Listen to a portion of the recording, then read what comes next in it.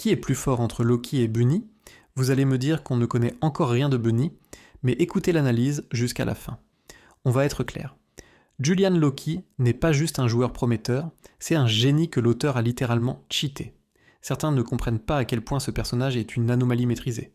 Il n'a que 17 ans, et pourtant, il est déjà présenté comme l'un des meilleurs joueurs d'un des 5 grands championnats européens, ce qui veut dire qu'il est reconnu au niveau mondial, au milieu d'adultes expérimentés. Et pourtant, certains osent encore dire que Loki ne fait que courir. Dans son match contre l'équipe d'Izagi, et même à travers la NEL, Loki prouve qu'il est un joueur ultra complet. Sprint, dribble à pleine vitesse, vision de jeu, anticipation, gestion du rythme, ce n'est pas juste un physique monstrueux. Alors oui, il ne fait pas partie des New Gen 11, mais pas parce qu'il est faible, c'est parce qu'il est de la génération d'Izagi. Et c'est là le point clé. Si l'auteur introduisait un New Gen 11 nettement supérieur à Loki, ce serait une contradiction directe avec toute la hiérarchie posée depuis le début. Parce que pour être au-dessus de Loki, il faudrait dominer seul l'un des 5 plus grands championnats d'Europe, les niveaux varissent, mais ça reste dingue pour un U20, être au sommet mondial avec des adultes, rien de moins. Et à 17 ans, Loki y est déjà.